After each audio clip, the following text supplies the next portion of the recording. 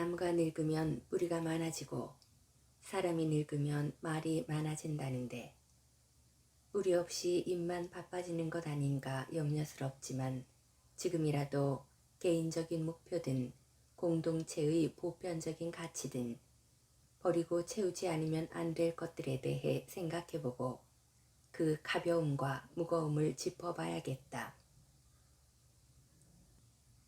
안녕하세요. 책 읽어주는 세상입니다. 오늘 소개해드릴 책은 조금 알고 적당히 모르는 50이 되었다입니다. 지은이는 이주희, 펴낸 곳은 청림출판입니다. 나이 50에 들어선 작가는 50인 지금을 이렇게 표현합니다. 지혜로울 줄 알았다. 탯줄을 끊고 반백년을 살면 웬만한 시련에도 눈 한번 감아낼 강인함이 생길 줄 알았다. 일을 구하고 사랑을 알고 살 곳을 정하고 후세를 만나는 고된 시기를 넘었으니 미끈하고 노련해질 거라고도 생각했다.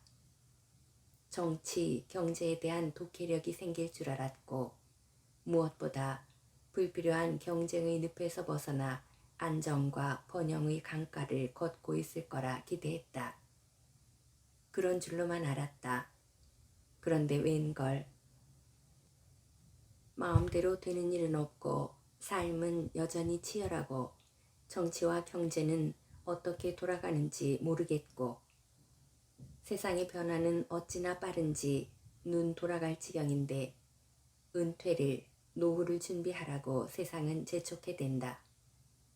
재력, 명예, 권력, 그 어느 것 하나 쥔 것 없는데 자식은 어느새 무럭무럭 자라났고 부모님은 자그맣고 시든 모습으로 서 계신다. 이 악물고 열심히 살면 완성된 삶이 보상될 거라 믿었는데 이렇게 고백하면 그동안 뭐하며 살았냐고 무능력자 취급받을까 그 또한 두렵다. 영글었던 몸은 퍽퍽해졌고 몸의 기관들도 앞다투어 이상 신호를 보낸다. 살은 늘어지고 뼈는 휘고 이유 없이 아프고 서럽다. 자꾸 뒤를 돌아보고 주춤하게 된다. 그래, 먹고 사는 일은 생각보다 쉬운 일이 아니었던 게다. 적당히 여유롭고 적당히 건강한 이 중년과 함께하는 방법도 모르겠는데 무시무시한 속도로 달려오는 노년은 또 어찌 맞이해야 할지 난감하다. 하지만 지금 뭔가를 채워넣지 않으면 앞으로는 할 일 없이 나이 더 깊고 살 궁리만 할 것 같은 조바심이 난다.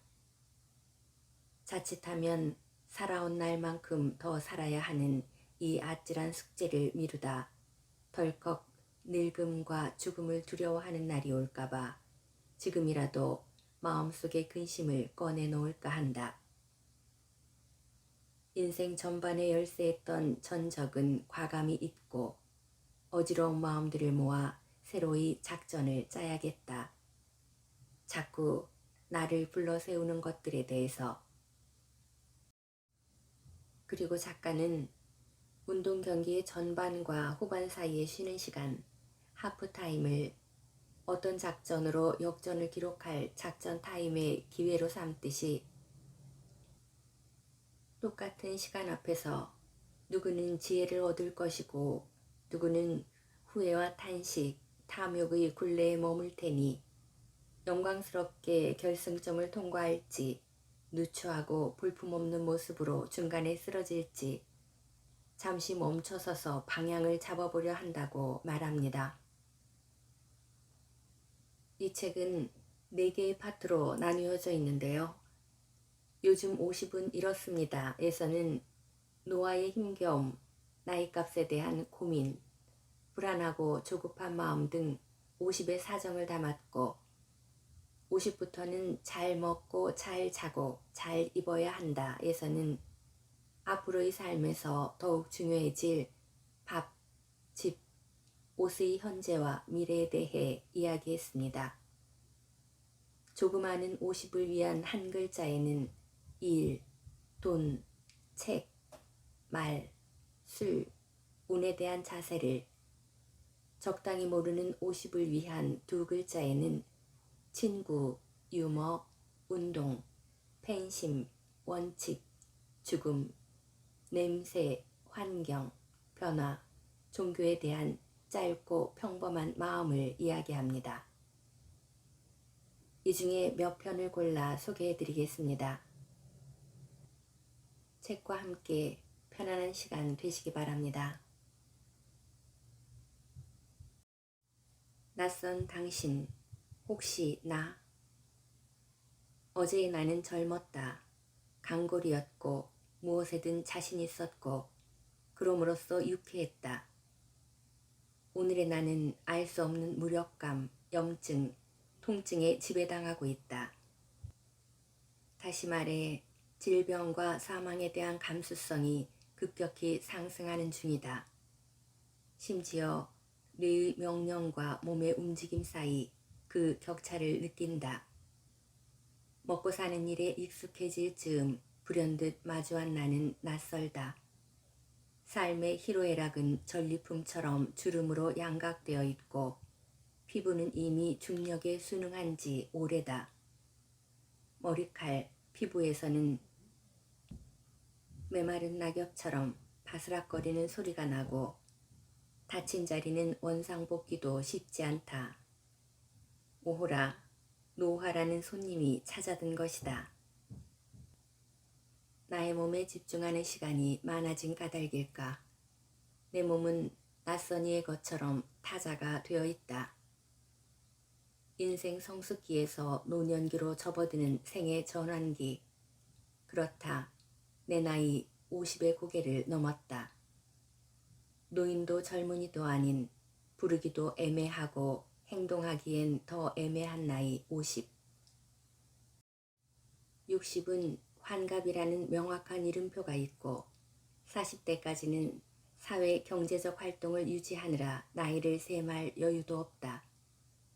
그러나 50은 자기 나이로 보이면 기분 나쁘고 자기 나이로 대접받지 못해도 기분 나쁜 분기점이라고 할까. 이런 아이러니라니. 앞으로 더 많은 몸의 변화가 속력을 높여가며 찾아올 것이다. 몸에 좋다는 것을 애써 찾아 먹을 것이고 매일 삼켜야 하는 약의 종류도 늘려가겠지. 어느 날은 다급히 보험과 연금을 확인할지 모른다.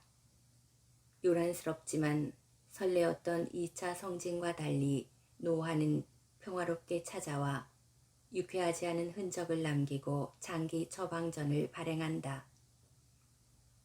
몸뿐이던가 마음도 불편한 것이 한두 가지가 아니다. 우선 예전 같지 않은 골격과 매무새의 부하가 치민다. 자기관리도 하지 못한 게으른 사람이라는 손가락질을 받을까 두렵다. 지금의 얼굴과 몸이 지금까지 내가 살아온 시간을 대신할까봐 가벼운 핑계로 반가운 이들과의 해우를 미루기도 한다. 존재하기 위해 애쓴 몸이 어쩌다 관리 소홀의 불명예가 된 것일까. 기쁨, 슬픔, 분노 등 인생의 모든 형용사를 발효시킨 노화의 흔적이 이만하면 잘 살아왔다의 축복이 아니라 어쩌다 그렇게 되었니의 공포가 된 것일까. 인생 주기율표에 따라 숙제 한 번 게을리한 적 없는데 왜 결과는 허탈하고 평가는 야박하기만 한 것일까. 생각해본다. 나는 왜 나의 변화를 두려워하고 부끄러워하고 그럼으로써 위축되는 걸까. 몸과 마음의 정당한 시간여행을 어떻게 하면 자연스럽게 받아들이고 그 의미를 찾을 수 있을까. 그래, 이제 낯선 나를 제대로 바라봐야겠다. 오랜 벗들과 경복궁을 갔다. 한복을 곱게 입고 나들이에 나선 젊은이들과 나이 지긋한 어르신들, 점심 후 휴식을 즐기는 직장인들, 국적도 다양한 외국인들까지 다양한 세대와 인종이 한 프레임에 들어오는 곳. 고궁은 요즘 그런 곳이었다. 할 일 없이 이리저리 눈동냥 하는데 마음에 들어오는 것이 있었다. 젊은이들은 같은 모양의 한복을 입고 있는데도 저마다 다른 얼굴로 보이는 반면 우리는 각자 다른 옷을 입었었는데도 모두가 유사한 외모로 보였다. 젊은이들에게서는 개인의 표정이, 우리들에게서는 무리의 분위기가 읽힌다고나 할까. 푸석하고 숱없는 머리 감추려면 뽁을 파마해야 하고 주름과 검버섯 감추려면 덕지덕지 바를 수밖에 없잖아. 게다가 툭 튀어나온 뱃살 숨겨야 하니 비슷한 디자인의 옷을 입어서 그렇지. 여전히 날렵한 차림의 친구가 조목조목 설명을 이어갔다. 이제 우리는 인종, 성별, 나이처럼 큰 묶음으로 구분되는 거야. 한국의 50대 여자. 이름도 필요 없어. 근데 한편으로는 얼마나 다행이니. 젊을 때의 외모 품질과 상관없이 모두가 비슷해지니까 손해보는 장사는 아니지.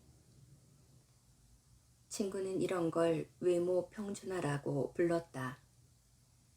젊을 때는 발품 팔아 다양한 디자인의 옷과 장신구를 사는 재미를 즐겼던 반면 지금 선택의 기준은 그저 무난함이다. 젊을 때 양말 길이까지 따지며 자타공인 패셔니스타였던 남편이 반바지에 검은색 양말, 샌들을 신고 산책길에 따라 나서 기겁했다는 친구 이야기가 떠올라 웃음이 났다.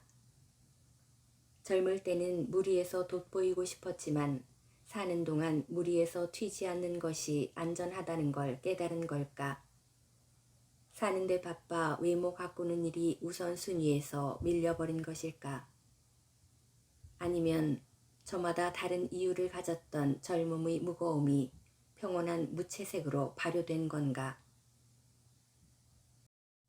톨스토이의 소설 안나 카리리나에서 읽었던 행복한 가정은 모두 비슷한 이유로 행복하지만 불행한 가정은 저마다의 이유로 불행하다는 문장이 떠올랐다.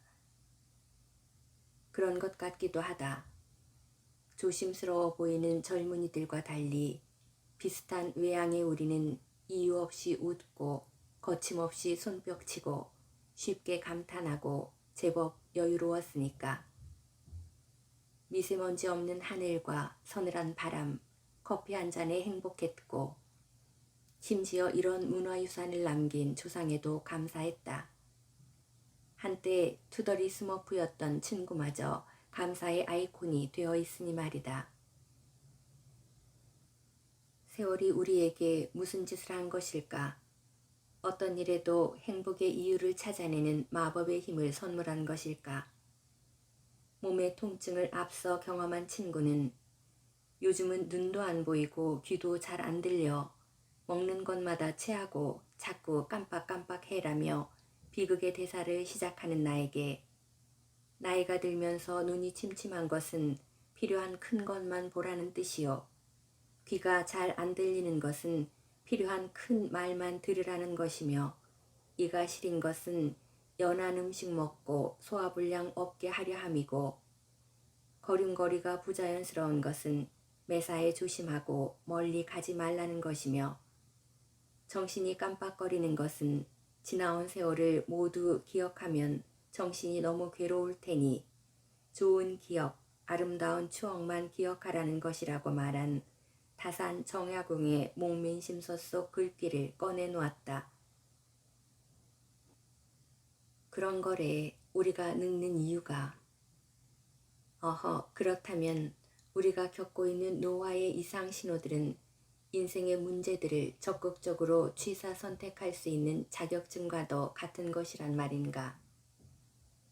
소설 은교에서 소설가 이적요가 너희의 젊음이 너희의 노력에 의해 얻은 상이 아니듯 내 늙음도 내 잘못으로 얻은 벌이 아니라고 말한 것처럼 낯선 나는 벌이 아니라 훈장일지도 모르겠다는 생각이 든다.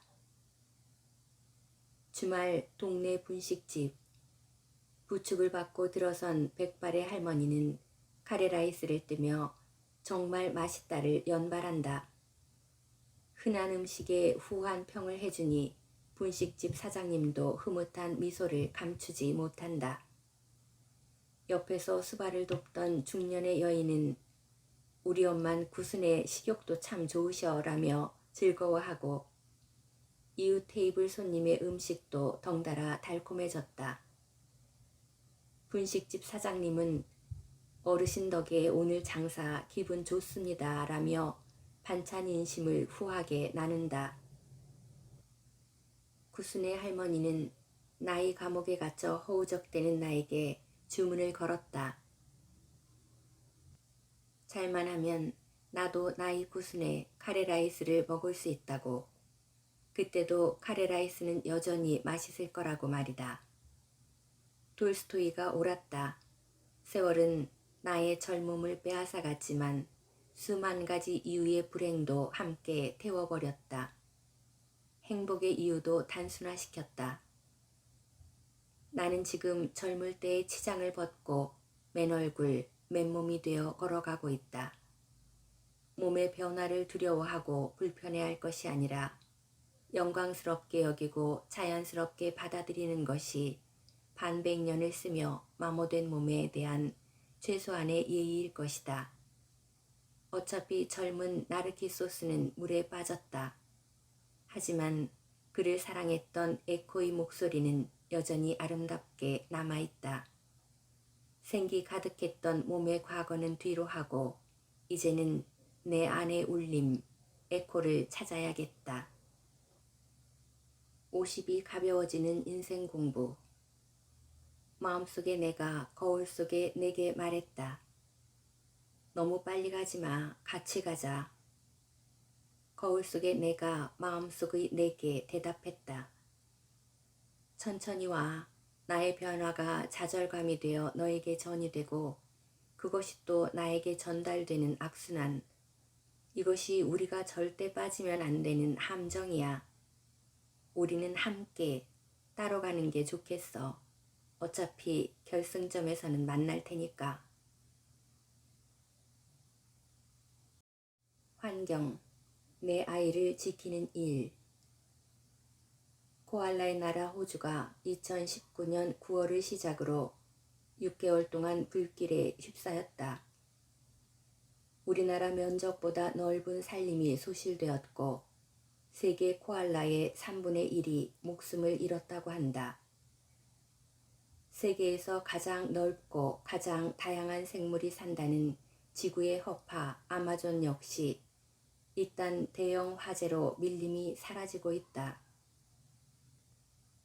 검은 연기는 안데스 산맥을 타고 올라 빙하를 녹여 기후온난화를 가속화하고 있다. 중국이나 인도는 미세먼지 때문에 눈앞의 사람도 알아보기 힘든 형편이고 에메랄드빛의 태평양 작은 섬들에는 누군가가 가져다 버린 쓰레기가 넘쳐난다. 세계 곳곳에서 너무 덥고 너무 많은 비가 내리고 너무 건조한 기상이변이 나타나고 있다. 지구가 뜨거워지고 건조해지면서 식물, 동물은 병들어 죽어가고 변종의 바이러스와 세균들이 사람을 공격하고 있다. 생각지도 못했던 이유로 우리는 지금 학교에, 직장에 나가지도 못하고 사람을 만날 수도 없다.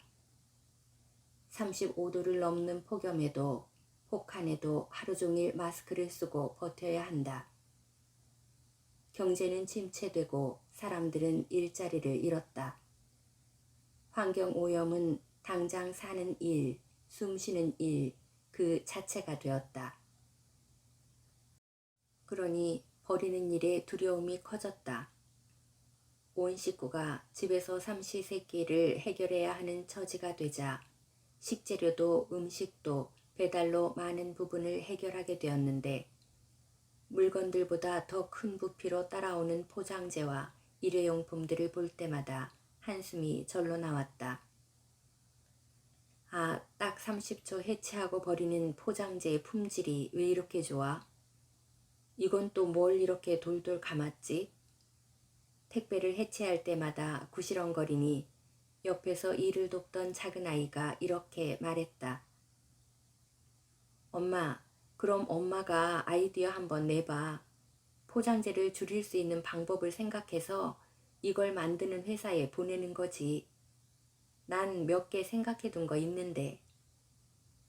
말만 많은 나와 달리 작은 아이는 플라스틱 포장재에 붙어있는 비닐까지 일일이 떼어낸다. 너 그거 어디서 배웠어? 작은 아이는 유튜브에서도 봤고 TV에서도 봤다며 환경에 관심이 많은 엄마는 왜 그것도 모르냐고 누나를 굴린다. 알지, 아는데. 구시렁거리기만 하는 엄마와 달리 넌 비닐도 뜯고 포장재 줄일 아이디어도 생각하고 있구나. 입과 머리와 손이 따로 노는 엄마와 달리 넌 배운 대로 실천하고 있구나. 소중한 무언가를 지키기 위해서는 생각보다 많은 시간과 노력이 필요하다는 걸, 몇 마디 그럴싸한 말이 아니라 꾸준한 행동이 필요하다는 걸 가르치는 어른들은 잊고 배우는 아이들은 기억하고 있었다. 사실 버리는 일에는 큰 관심이 없었다. 회사에서 지속 가능 경영 관련 활동을 할 때도 교토 의정서를 보면서 앞으로 기업들이 더 많은 규제를 받겠구나 라고 생각한 정도다. 성장 가도를 달리는 기업에게는 원치 않는 우회로가 되겠다 싶어 크게 응원하지도 않았다.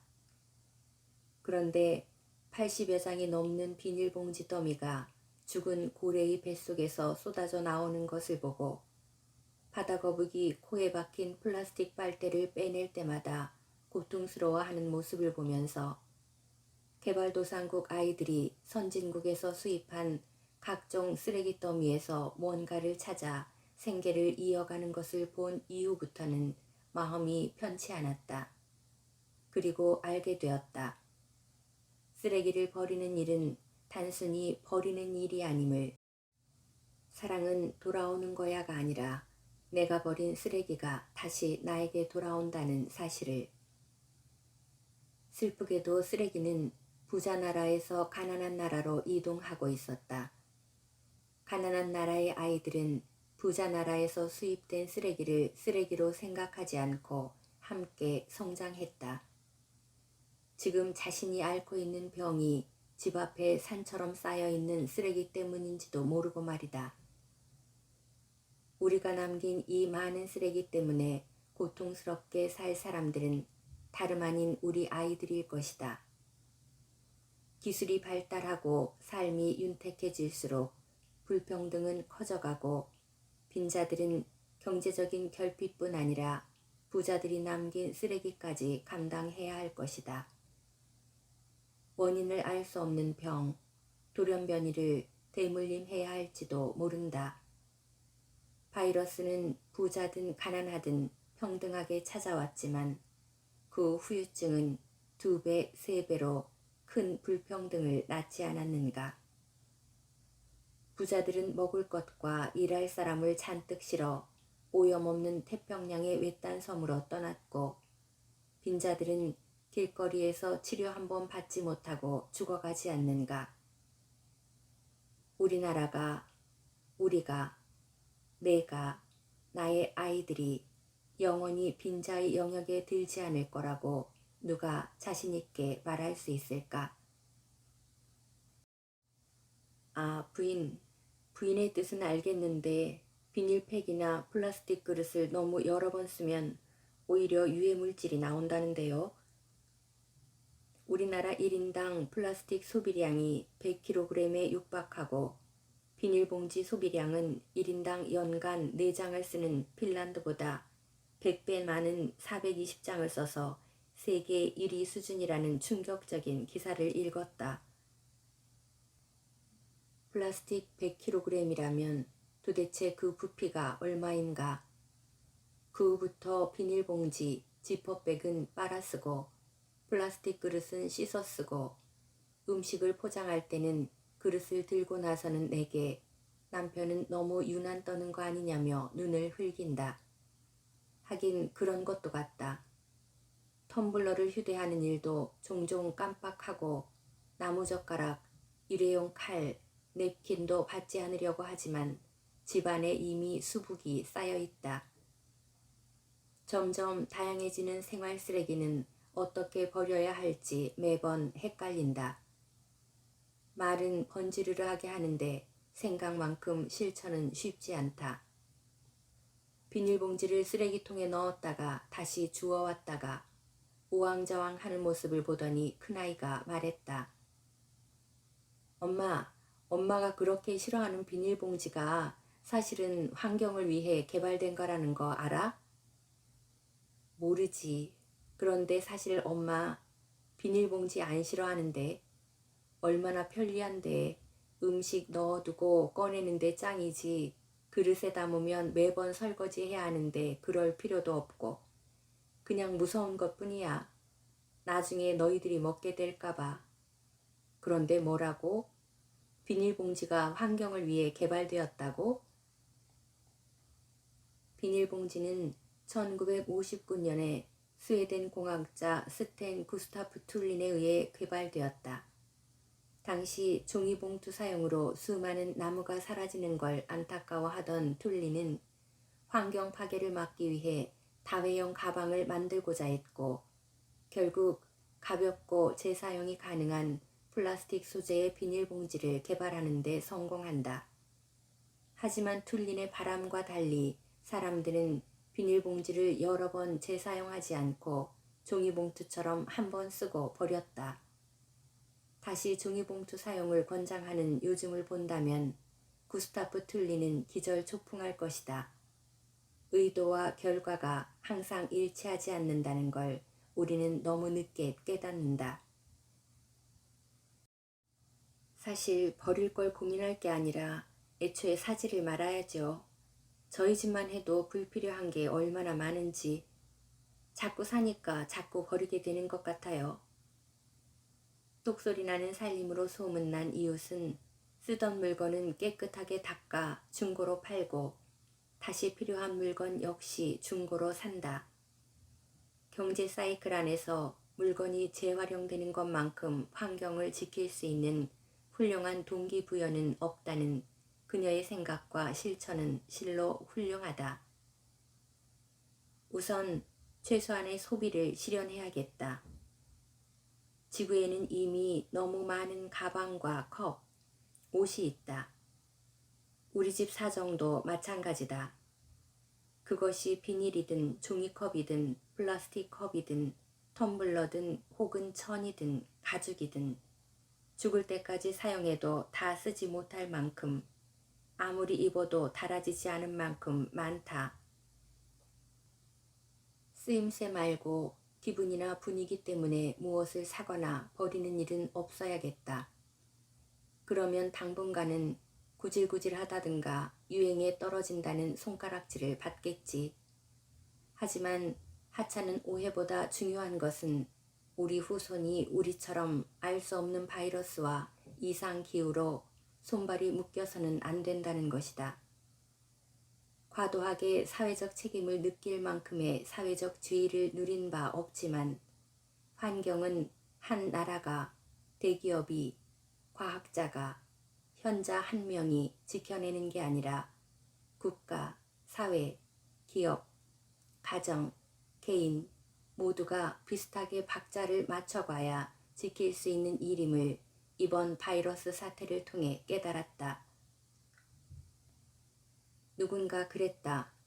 잘 산다는 건 많은 걸 누리는 게 아니라 내가 살던 세상보다 조금 더 좋은 세상을 만들어 놓고 떠나는 거라고. 그런 세상은 거창한 구호나 의정서 따위가 아니라 개개인의 결심과 실천으로 완성되는 것 아니겠는가. 바쁜 젊은이들 대신 조금 더 여유로운 내가, 바쁘게 사느라 환경을 온통 어지럽게 만든 우리 세대가 비로소 진지하게 고민할 문제일 것이다. 산과 바다, 도시가 가쁜 숨을 내쉬며 아우성대다가 지구의 움직임이 둔해지자 금세 우리에게 맑은 하늘과 깨끗한 공기로 말을 걸어왔다. 어때? 숨쉬니 좋지? 라면서 자연이 말을 걸어오는 지금 이런 기막힌 타이밍에 우리도 좀 가벼워져야 되는 거 아닐까? 호주에 사는 친구가 집 앞에서 깡충거리며 뛰어다니는 캥거루와 코알라 사진을 보내왔다. 다 큰 몸으로 캥거루의 뜀박질을 기막히게 흉내내는 큰아이를 보며 작은아이가 그런다. 엄마, 우리 아파트에는 전부 목줄 달린 반려견뿐인데 엄마 친구는 캥거루, 코알라도 키우나 봐. 좋겠다. 글쎄, 우리처럼 묶어놓고 밥 주고 키우는 게 아니라 그냥 알아서들 사람은 사람대로 동물은 동물대로 사는 게 아닐까. 서로의 영역을 존중하면서 말이지. 50이 가벼워지는 인생 공부. 중고는 남이 쓰다 버린 물건이 아니라 내게는 없고 그에게는 있는 물건일 뿐이다. 건강하게 거래하고 풍족하게 쓰고 깨끗하게 넘겨주자. 버리면 쓰레기지만 필요한 사람에게 가면 득템이다. 변화, 풍덩 뛰어드는 것. 천둥, 번개, 지진, 귀신, 도둑을 무서워하고 무엇에든 조심이 많은 작은아이에 대한 걱정에 이웃 엄마는 예측력이 좋아서 그래요. 머리가 좋은 거죠. 라며 착하게 위로해 주었다. 정말 그런 걸까? 나 역시 겁이 많았는데 늘 천둥이 치면 귀신이 나타나면 도둑이 나타나면 하는 가정하에 몇 가지 시나리오를 세웠던 기억이 난다. 우선 집어들고 휘두를 것과 도망갈 통로를 정하고 십자가를 그을 것인지 성냥불을 그을 것인지 계획을 세운 다음에야 잠이 들었다. 확실한 건 현재까지도 머리가 좋은지는 잘 모르겠다는 건데 인생 후반기에 사정이 또 달라질 수도 있다는 기대에 아직 성급한 결론을 내리지 못하고 있다. 대개의 사람들은 겁을 부정적으로 생각하지만 겁은 다가오는 위기를 감지하고 이에 신속하게 대비할 수 있는 생존의 필수 본능이다. 겁은 환경을 감지하는 능력이 뛰어난 예민한 이들에게 주로 발견된다. 자신을 위험에서 구하고 지키는 힘이 된다. 세계를 이끌어온 리더들 역시 겁이 많고 미래를 부정적으로 예측한다. 물론 정확한 분석과 대응 태세를 갖추는 것이 범인과는 다를 뿐이다. 어릴 때 겁쟁이라고 놀림받던 친구들이 사실 영화 속 주인공처럼 그 다음에 일어날 일을 미리 예측하는 뛰어난 능력의 소유자일지 모른다. 요즘 문과는 사람 취급도 못 받아. 수학, 과학 못하면 쓸모없는 사람 취급당한다니까. 문송한 시대의 극단적 문과형 두뇌를 가진 큰아이는 지레 겁부터 먹고 장벽을 만들기 시작했다. 인문학에 기반하지 않은 기술의 발전은 소용없어. 과학이나 기술도 모두 인간을 이해한 다음의 일이니까. 너는 기술이 못하는 것을 하면 되지. 기술이 하지 못하는 거 뭐? 글쎄, 사람의 몸에 대한 거? 사람 감정에 대한 거? 그러니까 그게 구체적으로 뭐냐고. 대들듯 다음 답을 재촉하는 큰아이에게 결국 무음의 답을 할 수밖에 없었다. 엄마도 몰라. 철학책 머릿말 같은 말이라도 떠들어대야 네가 불안하지 않지. 세계 석학들, 리더들도 잘 모르겠다고 하는데 일개 서울 시민일 뿐인 엄마에게 무슨 번듯한 정답이 있겠어 라고. 4차 산업혁명 시대다. 사물 인터넷, 드론과 로봇, 자율주행차가 현실화되고 바이오 기술, 의학, 화학, 전자, 에너지, 농업, 식품 등 다양한 산업이 융복합되고 있다.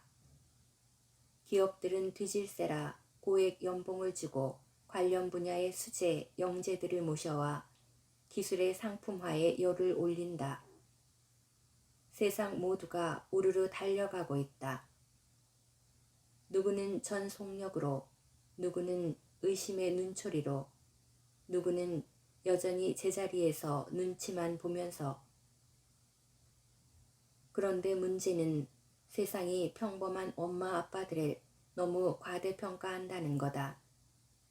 석학들도 속 시원히 말하지 못하는 미래 변화에 대비해 아이들에게 비전을 심어주라고 하고 먹거리를 찾으라고 재촉한다. 그런데 이건 귀신이나 도둑의 문제가 아니니 정말 난감한 노릇이다. 불 꺼진 방에서 보이지 않는 귀신에게 십자가를 들이대는 격이라고 할까. 그런데 그 어두운 곳에서 호련히 나타난 코로나19 바이러스가 우리에게 많은 걸 가르쳐 주었다. 일과 학습은 사람을 대면하지 않고도 가능하다는 것. 인간의 생명을 지키는 건 정치나 이념이 아니라 정직하고 구체적인 의학과 과학기술이라는 것을 말이다. 4차 산업혁명에 의심스러운 눈길을 보내던 사람들에게 눈에 보이지도 않는 바이러스가 명확한 깨달음을 준 것이다. 앞으로는 전염병 감염 위험이 없는 로봇과 컴퓨터가 더욱더 인간의 삶을 돕거나 간섭하게 될 것이고 사람들은 이를 당연한 일로 받아들일 것이다.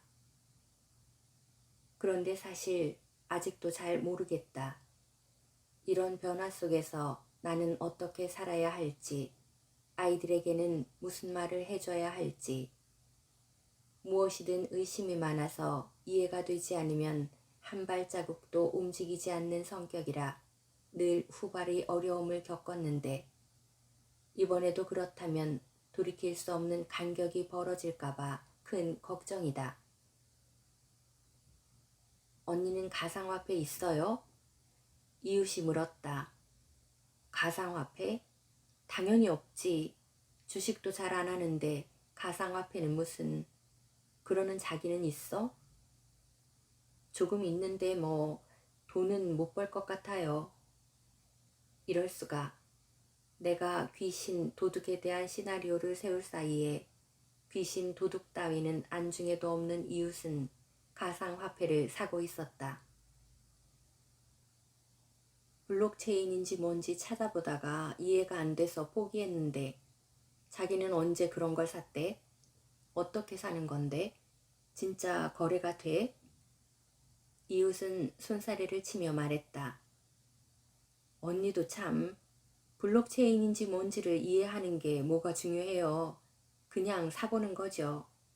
궁금하잖아요. 나도 잘 모르지만 뭐든 알려면 직접 해봐야지 싶어서. 순간 인도양의 모리셔스 섬에 서식했다던 도도새가 생각났다. 오랫동안 섬에서 아무 방해 없이 살던 도도새는 하늘을 날아다닐 필요가 없어졌고 이내 비행 능력을 잃었다. 1500년경 포르투갈인에게 발견될 당시 도도새의 몸무게는 무려 23kg이나 되었다고 한다. 다리는 튼튼해졌고 날개는 날 수 없을 정도로 작아졌다. 날지 못하는 무거운 몸의 도도새는 선원들의 좋은 사냥감이 되었다. 네덜란드가 이 섬을 죄수들의 유배지로 사용하면서 도도새는 죄수들과 함께 온 다른 종들의 공격을 받아 결국 인간의 손길이 닿은 지 170년 만에 멸종했다. 도도는 포르투갈어로 어리석다라는 의미라고 한다.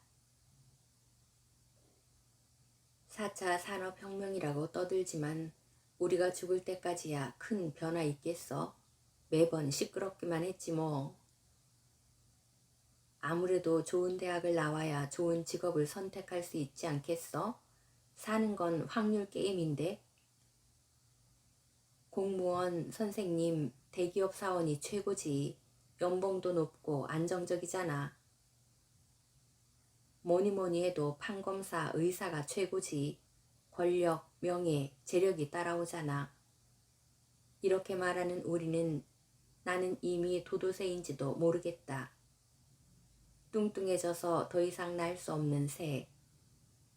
변화는 단순한 트렌드가 아니라 생각의 방식과 행동을 바꾸어내는 것이라는데 입과 머리로는 변화를 외치면서 몸은 천적이 없이 안락한 모리셔스의 섬의 도도새처럼 잔뜩 불어 움직일 수 없는 상태라면 정작 적들의 공격에 속수무책이 될 수밖에.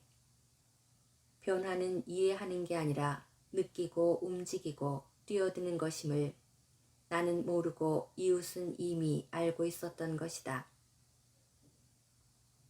90년대 말 인터넷 광풍으로 벤처기업이 우후죽순 생겨나던 시절 대기업을 그만두고 아이디어 하나로 회사를 차리는 동료를 보며 마음속으로 그렇게 말했던 것 같다. 그게 되겠어? 어떻게 망했네. 그냥 회사에 있지. 그런데 망했던 그들은 다시 일어나 표준을 만들었고 지금은 또 다른 룰을 만들어 세상의 변화를 이끌고 있다.